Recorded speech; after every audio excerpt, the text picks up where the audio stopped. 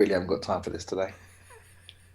Do you remember, right, there was a thing about, I don't know how many years ago, and it was it was from the news, and there was this lady, I think her name was Sweet Brown, and it was like, her house had caught fire, and then someone had like taken that little news article and auto-tuned it into a song. Was your question, do I remember that? No.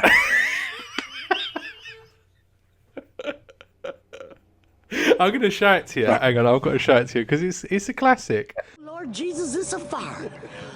Then I ran out. I didn't grab no shoes or nothing, Jesus. I ran for my life. And then the smoke got me. I got bronchitis. Ain't nobody got time for that. Ain't nobody got time for that. Ain't nobody got time for that. Ain't nobody got time. Ain't nobody got time. Ain't nobody got time for that. Ain't nobody got time for that. Ain't nobody got time for that. Ain't nobody got time. Ain't nobody got time. Ain't nobody got time for that. Ain't nobody got time for that. Ain't nobody got time for that. Ain't nobody got time. Ain't nobody got time. Ain't nobody got time. I just love how uninhibited and genuine she is. Oh, it's brilliant. Okay, welcome to episode 11 of Keeping on Track, the penultimate episode for season 1. My name is Bradley Williams, and with me is Adam Heath, as always. here, come rain or shine, whether he wants to be or not. No. I'm here out of the goodness of my heart. That's it. Just the I like how pure. you called it penultimate because it could be the final one. If something happens, you don't ever get to it. If he can't be bothered. You know what we can do actually? You know when you hear that the BBC have found a lost episode of something from 40 years ago, let's call it the lost episode. Episode 12 just disappeared. It got lost. Yeah, but you have to record it What? first. Dear me. 2 weeks has passed since our last podcast. It's becoming a 2-weekly thing now. I know. Well, it's been busy, isn't it? It's been a busy few weeks. Life's getting back to normal, isn't it? Really, and so our time is much more precious than it once was, I guess. I thought we'd jump straight into it today. I don't need to ask you how your week's been or your weekend's been or any of that because I know what your weekend's been like. Your weekend's been disappointments on FIFA, basically. Well, that's true. But in fairness, I forgot to tell you, it was also my niece's second birthday. Oh. So a little birthday party. Bless. What did you do? Anything special? Just like a little tea party in the garden with my parents, so just the immediate family. Oh, that's nice. What did you Played with lot of train sets and all kinds of new toys and puzzles and things. Nice. And her favourite thing at the moment is to put the hose on and spray people with water. So we just run around the garden, spraying water at everyone. and then me crimple the kind of hose so that the water stops flowing. Classic. Telling her to blow in it, and as she blows in it, letting it go again, so it sprays water in her face, and she finds that hysterical, which is great.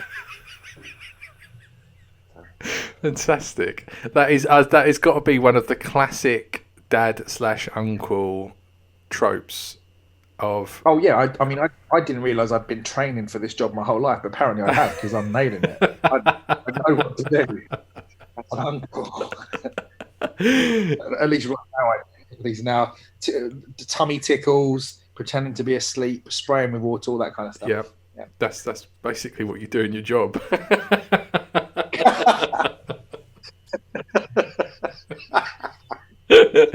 What did you get her for her birthday? Well, my mum was bizarrely keen on something that I just didn't make sense to me. She was keen for us to get some kind of baby iPad thing. Oh right, okay. Like I've seen it. It's like a little Tomy thing, isn't it? Like with yeah. I think it's VTech make it. Yeah. They've always made kind of like computery things, which doesn't really make sense for my mum because she's a little more old-fashioned than that. I thought she would want practical toys. Like Macy will get to having iPads and computers plenty, later life. Yeah. For now, just play. So there was, for some reason, everyone was like big into that stuff, and I just, being the rebel that I am, decided no, I wasn't going to do that, and so I bought her like a little motorized train set and city track thing. So and we've got like ambulance and police cars and stuff, and she can just like drive these cars around, and the train goes around on its own. Oh, that's cool. She loved it. Just laid for hours, just playing, pushing this car along and then letting it drive off itself, and little music tunes and stuff. Lovely. Yeah, it was good fun playing in the garden in the sun, playing with train sets. Well, Marin had her injections this morning, so she had 4 injections. She went in. The woman jabbed her with the needles. She cried, literally, like it was like like in movies when someone wakes up in a hospital bed and they always pull the cannula out of their wrist, like the top of their hand. Yeah. It always makes you go, ooh! Like she did that. She had these needles and she sort of moved her arm because Marin's like got Hulk strength, and she sort of batted the nurse's hand out of the way and then like grabbed the needle. I was like, oh man, what's going to happen here? It was like a Steven Seagal movie. Like she's going to use it as a weapon. But I managed to sort of grab her arms and stuff. But so she sort of cried, and then it literally, I grabbed her, hugged her. She stopped crying straight away, and she's been smiling all day ever since. And I was just like, that kid's a G, and I was well proud of her. So so we spent my wife spent all weekend not all weekend, but Adele spent the weekend kind of saying to me like, oh, I'm going to need you available Tuesday morning because I can't do it. I can't go in there. Like, she'll be really upset. It'll make me really sad. So my weekend was building up to that. And then it was an anticlimax because it was all fine. But I did also buy a new TV. So just noticed we're 10, 15 minutes into this, and we haven't talked about films yet. We haven't talked about any kind of film for this week or about any sort of special surprises you have for me. Yeah. I'm wondering if you're about to tell me we've got a special guest joining us.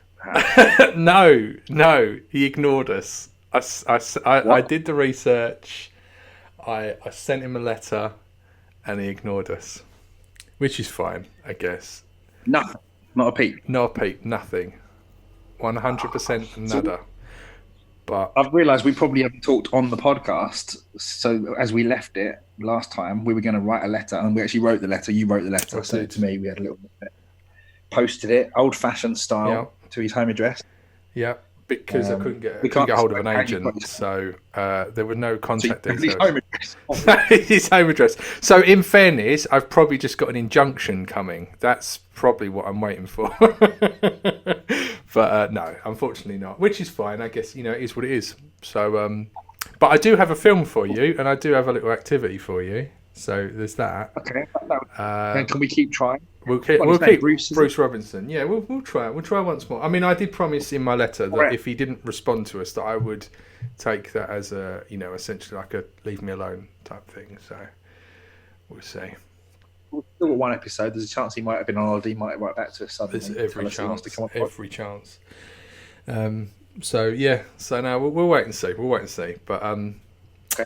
Anyway, yes. So movies for this week. So I'm picking a movie that's like an oldie. Well, not an oldie, but it's a well-known film. It's well worn. But I thought it might be quite a fun one to talk about. It's Step Brothers. Have you seen that before? You know the answer to that question. Okay. So the central conceit of Step Brothers is that you've got a guy called Brennan and a guy called Dal, and they're in their late 30s, early 40s, and they're parents of divorce, children of divorced parents. So Brennan lives with his mum Nancy, and Dal lives with his dad Robert. And when Nancy and Robert meet at a conference, they fall in love and get married. And then Dale and Brennan are obviously forced to move in with their parents together in this house, and they just don't get on. They hate each other, and they're kind of like they're man children basically. So they spend a lot of the movie kind of hating each other and just being horrible to each other, and then they bit by bit come together and essentially form a bond. And the second half of the movie is all about the kind of shenanigans that they get up to together. But that sounds like the movie. I know of it. I've seen the trailer. Sure. I know enough. And you've done a decent job describing it. I do feel you've slightly underplayed the fact that these guys are in like their 40s. So when we say they're man children, they're literally man children. They're like 40-year-old guys acting as though they were two 11-year-olds. That's basically it. And I mean, it's Will Ferrell, right? So you know what you're getting with Will Ferrell. And John C. Reilly and all the crew and Adam McKay. So I should have seen it. I love Anchorman. Yeah. This is very much up my street, but for whatever reason, I've just never seen it. It is a great movie. I do love it. It's one of those films where it shouldn't be heralded as a classic, but it just is. It's just that sort of one of those movies that you just watch it and watch it and watch it, and it gets just funnier every time. It's just brilliant. I wonder if there's an element of, because you've got a brother, you can really relate to probably lots of the shenanigans. I don't know. I think it's just because I'm a man child. I don't know. Maybe it's that side of it. But I don't know. I just think it's such a funny film. And when I was watching it recently, I was sort of thinking, I wonder whether this would fit itself into a topic, and I think it would actually. I think it, and so what I wanted to do is I wanted to look at Step Brothers in relation to, like, what do you do with underperformers? How do you utilize people who seem to be, the worst performing individual on a team, or if you're on a team, the one person that you can't trust to do anything because they'll mess it up. How do you utilize those people, and how do you build them up and work with them and help them realize and see the good in them rather than see them as someone to avoid? And there are just so many instances in the film, and what I love about it is the fact that there's this bit kind of halfway through where they can't get jobs. So what do we do for jobs? I mean, is your dad really going to kick us out? Listen, don't worry about my dad. Got him sewn up. We've got to start thinking bigger, though, Brennan. Listen, what are you really good at? Singing. I'm a world-class singer. See? Right there, that's an amazing skill. Now, what am I good at? I can shred on the drums, and I'm a marketing whiz. And put all that together, what do you get?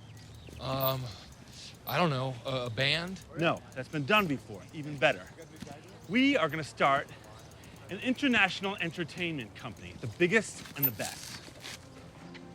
And we're gonna call it Prestige Worldwide. Sounds so cool. And there's no clear sense of what it's supposed to be or what it is that they're going to do, but it's just the fact that they're tapping into their passions and their interests to try and become better people. And the sort of near the end of the movie, they like obviously everyone assumes that they're going to crap out and they're not going to do a good job and they're going to be rubbish. But like at the end of the movie, they perform.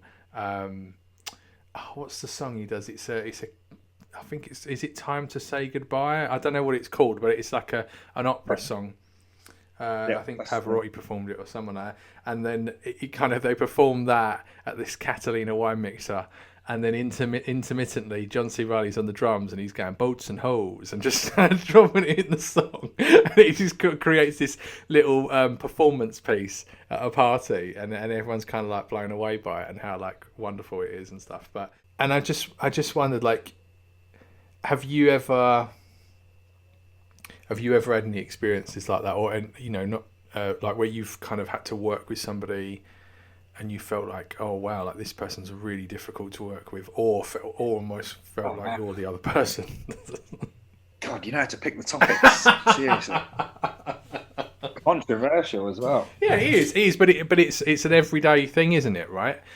I don't know. I mean, I guess we're all at some point or other for each project or thing we're working on. We're all well equipped or ill equipped. At some point, if we're inexperienced, starting out, learning about whatever the thing might be. So we've probably all played sort of both sides of that, haven't we? We've been the person who's perhaps not performing as well as they'd like, perhaps even deliberately sometimes, consciously not bringing your A game. Yeah. I wish I was more, what's the word? Prepared.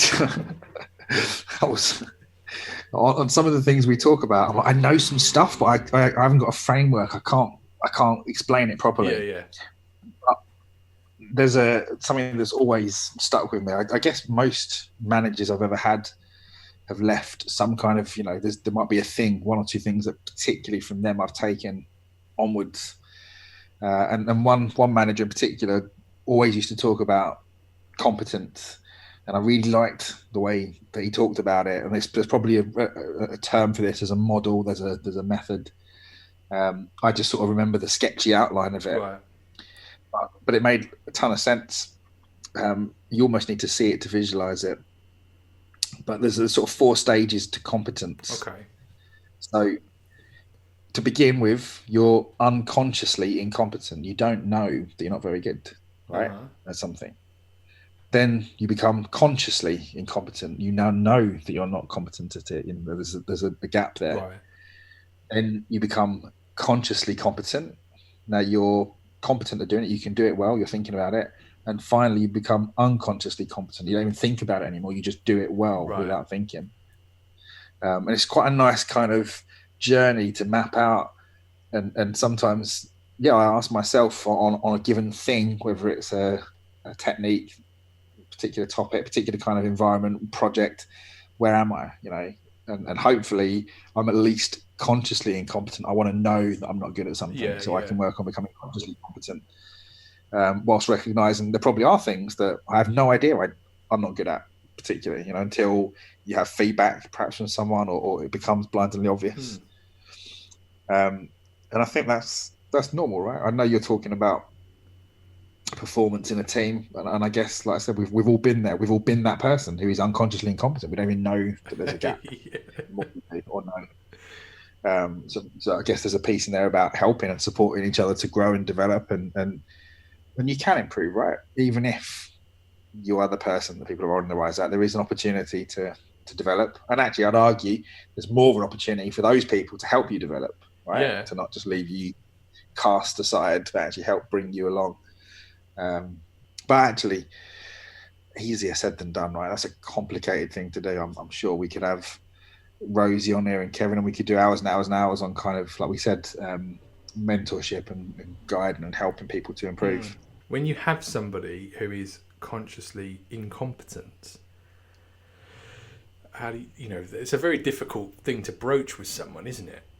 To say to them, oh, hey, guess what? I don't think you're very good at this. And I know there are ways of kind of working with people and kind of mentoring them or whatever. But I wonder how you deal with people who are unconsciously incompetent, but also willfully so as well. Yeah, because there's that side of thing, isn't it? Sometimes you try, hint, you want to work with somebody, and they're just not interested. To be fair, that and this model was talked about a lot by that manager, for good reason. And to be fair, it wasn't a hard exercise to be working on a thing. Even talking about my future, where are you going next? Where are you developing? We want you to go to the next level. I was doing bigger global projects. I had lots of stuff going on. It was quite easy actually to sit down with me, pick out some things I was doing, some skills I had, and ask me to think, where am I? And it's easy to go, I can do this task that we do routinely. I'm consciously competent, and there were some skills I had, coding, filmmaking, that kind of stuff. I was unconsciously competent. I could do it without even thinking. Yeah. And once you started playing that game, you could plot things of yourself, and you might plot some things that you recognized you weren't great at. But it also made it possible for that manager to say, what about this thing? And it's a thing that I hadn't even begun to think about. And it was pretty abundantly clear to me that, I'm not good at that, but I've never thought about it. It's kind of it's not something I'm trying to improve. I'm not consciously incompetent. I'm unconsciously incompetent. Yeah. It's about, let's plot the things you are doing well and good at, consciously or unconsciously, and then let's find room for the stuff that you want to improve in. And I don't know how many people realistically, if they had that kind of revelatory moment where they realized they weren't particularly great at something and they hadn't even recognized it, how many of them wouldn't be inspired to want to improve in some way? You'd like to think most people would. You'd hope. Yeah. Well, one of the other parts of the movie is this idea that you've got these two stepbrothers and they're both incompetent in their own way, and then everyone else kind of doesn't have any. No one else has any expectations of them because they are kind of written off, and so they almost get to settle into this comfort zone of uselessness. And actually, it's when they meet each other that they build each other up and give each other more strength. And so I think that's a part of it as well, is that, you know, even outside of the incompetency side of things, is when you sometimes the people that you work with aren't always the people that you would choose to work with. And so whether you're partnering with somebody on something or you're part of a team, you can actually find sometimes that when you find a common ground and a common goal, you can actually bring the best out of each other, even in those kind of awkward situations or those uncomfortable situations. And so I guess a part of me almost feels like we shouldn't fear working with people that we're not comfortable with working with. Oh, I mean, you can learn from them, right? Yeah. Actually, there's something to be said for getting outside of your comfort zone. And as you were explaining about Step Brothers, funny enough, thinking of it in the frame of this conscious competence thing, it occurred to me that probably both of the guys were unconsciously incompetent. They almost didn't know that they weren't good at stuff until they had each other, because suddenly they could look out at someone else, make observations. I imagine there's a scene where one of them's looking at the other one and thinking you're an idiot, but then recognizing, oh my God, I'm actually the same. So does that mean I'm an idiot? And they kind of together grow the conscious incompetence. And now you've got a starting place. Now you're conscious about it, at least. Yeah. You can begin and kind of move somewhere. And you're right. Yeah. Working in your comfort zone is well known. It doesn't challenge anybody, to an extent, it's fine and dandy for a bit, but you've got to get outside that little ring and work with different people, different styles, different approaches. Because that's the other thing as well. It's like the idea of these two guys is that their heads in the cloud. So even when people are sort of like, no, this is ridiculous. Like, what are you doing? They have faith in each other, which gives them the confidence within themselves to try new things. You know what I was thinking we should do is have an investor presentation like they do on The Apprentice. Yeah, we got to start with some capital somewhere. Here's the thing, though. If we're going to start a huge multinational corporation, I'm going to have to hear you sing. Can't you just trust that I'm a really, really, really good singer? Just one song, so I know what your voice sounds like. Yeah, I'll just do it. No big deal. I'll just dive into it and just start singing. People are talking about people. I just ignore them, but they keep us saying we laugh just a little too loud. Let's give them something to talk about. How about love, love, scuba dive, can't dig it. You gotta know, I'm not just some guy. Brennan, that is the voice of an angel. Why can't you do that in front of people? Are you messing with me right now? And I think that's such an integral part of not just business but life in general is finding a companion to build you up and encourage you to do things, rather than constantly just surround yourself in an echo chamber of people that stop you from pushing your own limits and your own ambitions, as it were. Does that make sense? Yeah, for a minute I thought you were about to tell me that I'm that person, that I lift you up and make you better. And then you said, or just surround yourself in an echo chamber. Oh, actually, that's you're my echo chamber. No, but you can have both, right? And I think that's the thing, is like our relationship is both. Like sometimes, we'll echo chamber, we'll sit and we'll bitch about something, or we'll celebrate something, or we'll both have a very common shared opinion on something. But at the same time, we're also quite happy to say, I think you can do better, or actually, you know what, I don't think that's going to work. And then almost like, that's one of my favourite things, when you tell me something's not going to work, because then I want to prove it will work just so I can rub your face in it. So there is that sort of, is that you can have both. You can have that yin and yang, can't you? Yeah, true. That's very true, actually. I guess that comes from having the confidence and what's the word? comfort might not be the right word, but being comfortable failing, you know, and not holding it too personally. But that's built up over time, right? That's a relationship you have to grow. You don't get it overnight. And I think that's probably one of the key parts, isn't it? It's like you just hit the nail on the head there. Is that comfort in failing, or you know, there's not really any embarrassment attached to the failure side of things. Like how easy is it to throw an idea out or to try something and then it tanks, but not to feel like oh I feel really silly now. That's the difference between productivity and, you know, playing it safe, isn't it? Really? Yeah, of course, absolutely.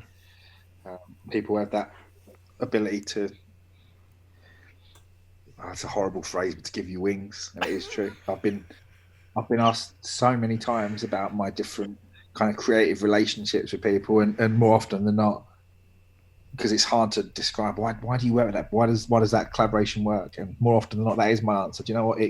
It frees me a little bit. That person gives me, it's not a technical thing. It's not something you can put on paper, but what they give me is permission. You know, the ability to reach a little bit, and that's incredibly valuable. I know that a bit of time working on my own in isolation is actually probably a bad thing for me. Doesn't do me any favors, even though I quite like the idea of hunkering down and getting on with work quietly on my own. I need that inspiration and input from other people to get the best out. Yeah, and I think, you know, I'm not a big fan of networking. I personally find it quite difficult to be thrown into a room full of strangers and try and make a connection. But networking is very, you know, is an integral part of that as well, because you're never going to meet these people or you're never going to get a chance to work with these people unless you are networking. And it's like, as a writer, you know, I find it very difficult because I'm not surrounded by other writers. I'm in you know, not in isolation. I don't live in the middle of nowhere, but I don't live in a part of the country where there is a big organisation of people that I can easily access. So everything's online, and then you almost have this weird trust barrier, because there are those people that want you to pay for a service, and then you feel like, oh, I just feel like you're going to take my money and tell me my writing's rubbish or it's good or whatever. Or those people who are doing it for free, and then you think, well, actually, if you can afford to do it for nothing and you're easily accessible, are you somebody who even knows what you're talking about? Do you call yourself a writer but you're just Joe Blogs? And then you almost doubt yourself and you think, but is that me? Am I just, you know? And so you kind of get in this weird cycle of distrust, and you become less and less and less productive. Whereas I guess if I was able to network a little bit easier, or I did have that opportunity to talk to people more, show people stuff that I've done beyond just family and friends, you feel like you're getting more of a open and honest and informed opinion on something. And whereas in a corporate environment, it's slightly different, but at the same time, you've got, you know, if you've got a common goal in mind, you know that there's no need to mess around or faff about or go, oh yeah, you know, let's live in this little bubble of whatever, because you have to achieve something. So ultimately you are going to push each other, and you are going to challenge each other and drive each other. And that sometimes that may lead to tense moments. Sometimes it will just be a great joy. But I guess as long as it doesn't feel like a toxic relationship or something that's detrimental or imbalanced, if someone's doing all the work and someone else is doing nothing, then obviously that's not a good place to be in either, is it? Yeah, absolutely.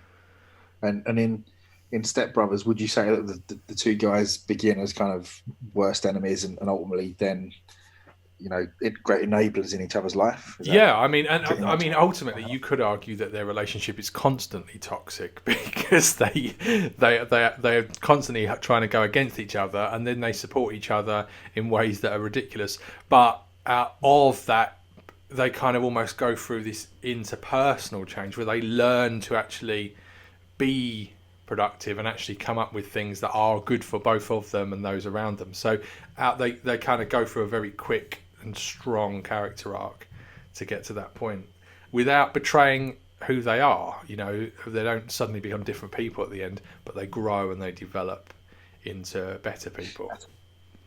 That's interesting, because now you say that, your typical story would have them change and be a different person. Yeah. But that doesn't sound like that's what this movie does. No. It just brings them together, and that's that sparking night. Yeah. And ultimately as well, like their parents learn to accept them for who they are as well, which is obviously a big part of that, because that's the whole team element, isn't it? Sometimes is we might suddenly learn to accept somebody else for who they are, rather than constantly thinking, oh, they're so different. Why are they so this or why are they so that? But yeah, so yeah. I know I've already said it, but how much of that movie reflects your relationship with your brother? Quite a lot of all the shenanigans. I don't know, really. It's Come on, you must. it's kind of weird. Brilliant. Like, I guess me and my brother were always thick as thieves. So, like, building the bunk beds and all that sort of stuff, that seems quite funny. But then it's weird, like, when you're an older brother, you always have this weird thing of, like, you know, like now when kids sit and watch someone on YouTube play a game, and everyone's like, who would sit on you? My brother grew up doing that. That was my brother's childhood, watching me play Sega or watching me play Nintendo. And then it'd be like, right, when I die, you can have a go. Oh, I didn't mean to die then. So when I die next time, you can have a go. You know, so it was, you know, that's in a weird way. So being an older brother is a slightly different dynamic to these are almost like, there's a year that separates them. So they're very much, and they're older men, obviously. But yeah, I mean, I guess so.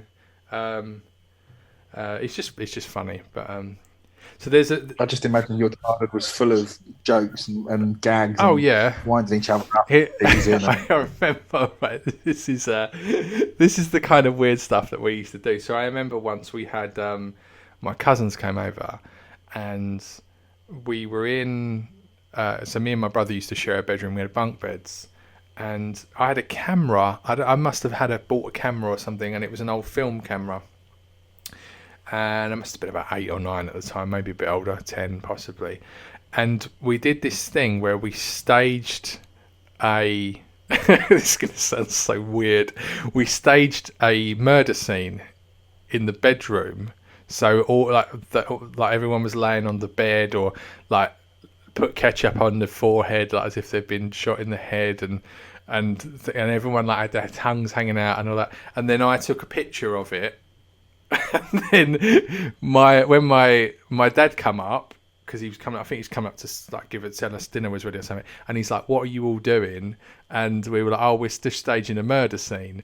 And we thought it was the funniest thing ever. And my dad was going berserk. He's like, I'm going to have the FBI on my doorstep. I'm going to have the CIA and the police, and everyone's going to think we're murderers. And like, just total overreaction, just ridiculous overreaction. My dad's got this real, like my dad could be, if need be, a tinfoil hat type person. It would be, and he's like, the FBI are going to come round and all this, and just went berserk and made me destroy the reel of film. And he's like, I'm not getting that processed and all this. And that's what my child was filled with, was moments like that. Just so most people remember like holidays or football, or that I remember staging murder scenes, or tying my brother and sister to the climbing frame, or locking my sister in the shed and doing a rain dance with a golf club, trying to pretending that the garden was going to get struck by lightning. And these are the sort of weird things that we used to do as kids. So yeah, I guess in a way I could probably see more of my childhood in Step Brothers than some. Yeah, I knew that was the but case. Anyway, so there's a bit at the beginning of the movie when when Nancy and Robert first meet each other, it kind of jump cuts to they go to the bedroom, and they're about to have sex, and as they're undressing, they're telling each other real quick facts about themselves, because this is kind of this hilarious kind of nod to the fact that they're an older generation. So the idea is you can just jump in bed with somebody, and so they're telling each other all these random little facts about each other. And then later on in the movie, there's this great scene when Dow and Brennan are going for job interviews. Mr. Huff, under your references, you listed Dale Dobek, which I know is this gentleman, but you also listed Jesus Christ, our Lord and Savior. Yeah, we are looking for people we can contact. We want to tell you the stuff we're not good at. Our weaknesses. So we're clear up front. Okay. We're not generally comfortable in an office setting, I would say. I get cooped up. I won't go into an office that's ever been used before. I am no good before 11 a.m. I also get headaches from computers, so I can't be around them for too long. I take stuff. I need to have someone go up and down with me in the elevator. I have a weakness for sweets. Other weaknesses? We're slow learners, and we're not particularly good listeners. That'll be a huge problem. We're also slow learners. Anyway, you've got 8 minutes. 8 minutes, got you right. Yeah, cool. Right, so we're gonna have. You got 5-minute interview. Ready? When did you first get cajoled into doing the podcast? How did that come about? I mean, 12 weeks ago. No, a bit more than that because we've done a couple of 2-week gaps. So probably 15 weeks ago or something. Right. And you said to me, if I call you in 5 minutes, will you answer it? I'm recording a podcast. And then here I am 12 weeks later. I had no idea what I was getting into. You asked me a question. Just go tit for tat. Any question you want. Okay, cool. If you could be any 80s music pop star, who would you be? Probably be. I'd probably be David Bowie, man. I can't help it. It's got to be David Bowie. I know that he's not 80s per se, but he had his whole period in the 80s. One of. Exactly. I thought that was, no, I don't know what I expected, but not that. What was you expecting, Pete Burns? Yeah, it's a credible musician. I was expecting Rick Astley or something. Okay, well then we'll follow up. I'm gonna go with. Okay. No, I know what sense. I want to be. I want to be Millie from Milli Vanilli. That's a better answer for Brad There we go. There we go. Right. Okay. Name a film that you should have watched that you've never watched that you're embarrassed to admit. I can do sort of an answer to that, but it's half and half. I don't know if I've ever told you this before, actually.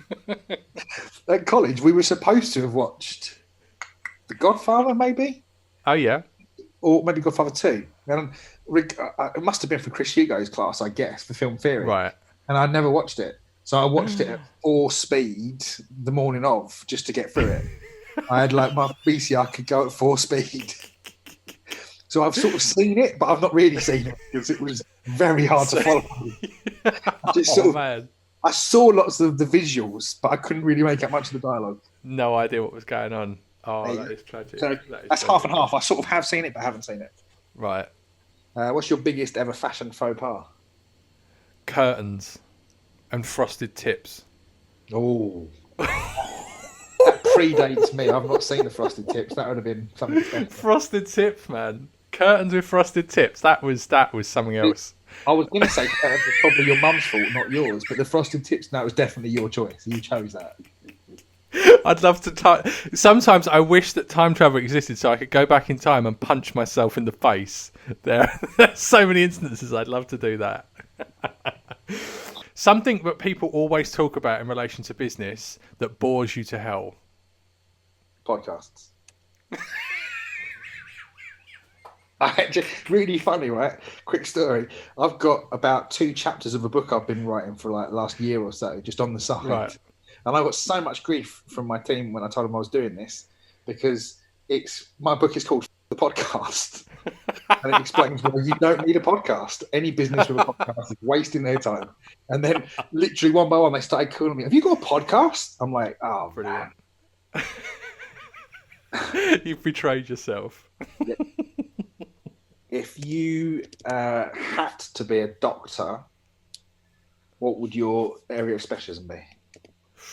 I'd either be a brain surgeon or a paediatrician. I don't know if I've got the steady enough hands to be a brain surgeon, but I just like the idea of it. Again, it's a very middle of the road answer. You could have gone anywhere with that. I thought. What do you think? Like a proctologist or something? Yeah. Liposuction. Plastic surgeon. I could see that more. You in California doing plastic surgery. With my face all pinned back like Rob Lowe behind the candelabra. Okay, right. Question for you. Who would win in a fight between John Lennon and Paul McCartney? John Lennon. Fair dues. Yep. If you were a drink, what drink would you be? If I was a drink, what drink would I be? I think I would be Dr. Pepper. Sort of not many people like it, but the people that like it a lot. That's a good answer. I like it. What's your favourite colour? Is there a diet version of Dr. Pepper? Like a half and half? Yeah, there is. Yeah. Is there? Yeah, Dr. Pepper diet, yeah.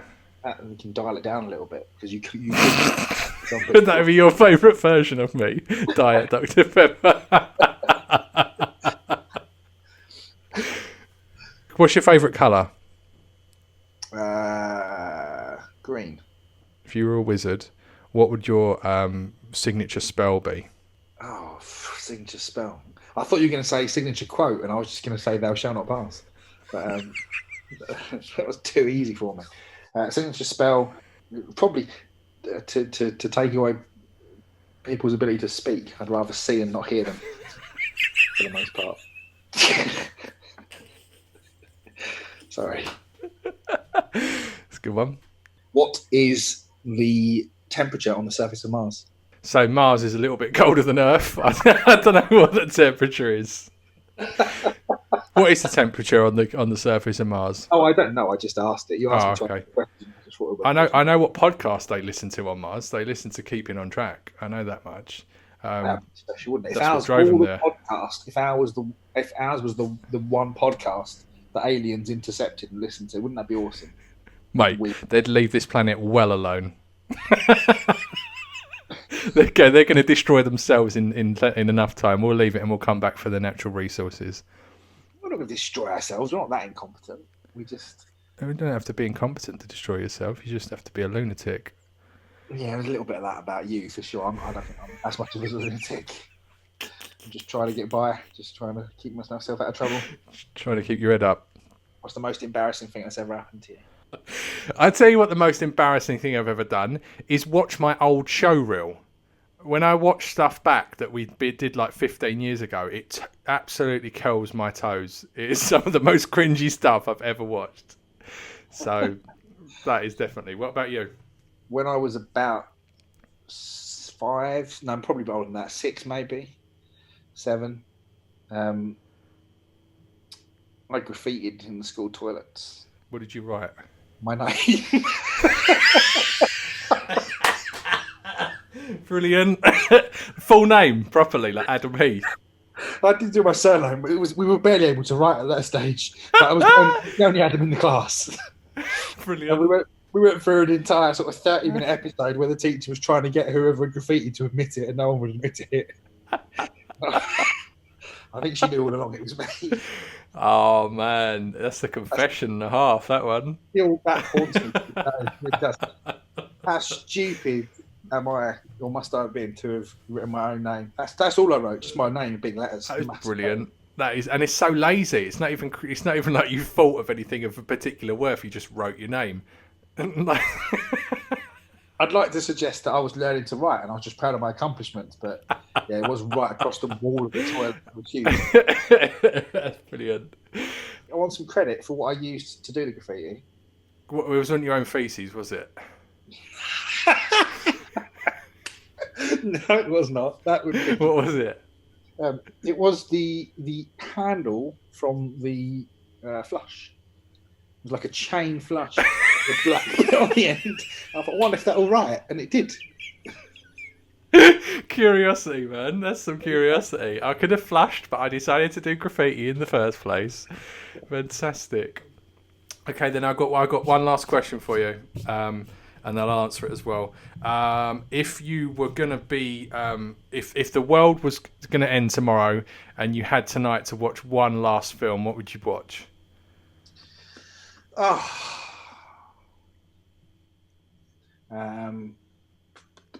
Probably Lord of the Rings, Fellowship of the Ring. Nice choice. Well, actually, can I watch all 3 as one big movie? Yeah, go on. Because it'd be a shame to go out only having watched the first third of it. So you can watch Lord of the Rings trilogy. I'd struggle. I'd probably spend the whole night trying to choose a film and then die. But I think if I had to push, I'd probably pick Austin Powers. What? I would probably pick Austin Powers. I'd want to pick Jaws or Blade Runner or something like that, or some absolute stone cold classic, something by Kurosawa or something along those lines. But I think I would just need to not know that the world was in a terrible place, and Austin Powers just would take me to that point where I'm just enjoying life to the utmost. I can't give you my second answer after Lord of the Rings. Go on. I bloody love Inception. I absolutely love Inception. Okay. So that I could well do with sitting and watching that. In fact, Naomi's out tonight. She's visiting some friends, so you're going to watch that. Inception on my own. It sounds like really loud because it is just amazing. Well, I tell you, I bought a new telly at the weekend, didn't I? And Yeah. honestly, the black levels on it, I told you, are amazing. Last night, I said to Adele, we've got to test it out. So I put Dark Knight Rises on. Dude, oh, man, 4K film. I got them on UHD. I watched 4K film and a 4K, proper 4K telly, not one of them kind of basic ones, a proper 4K telly. It's the only way to do it. Short of having your own cinema, it's outstanding. We need to get back doing this every week, mate, because there's so much that we miss out. We haven't talked about your TV and the drama you had with your TV. We haven't even talked about, we're out of time now because I'm already 6 minutes late leaving. We haven't talked about my eBay. I didn't tell you how Mary Poppins got. What did you get for Mary? It did sell that much. A few of them haven't sold. There's a few that have been rejected by eBay. But Mary Poppins, where are you? £3.44. There you go. Plus 76 pence postage. Not bad at all. That's criminal. Yeah. And a couple of them are on about their fourth relisting and they just won't sell. No one wants Hot Fuzz. No one wants... what was the other one I told you about? I've forgotten what it's called. That Side Effects movie. Side Effects, yeah.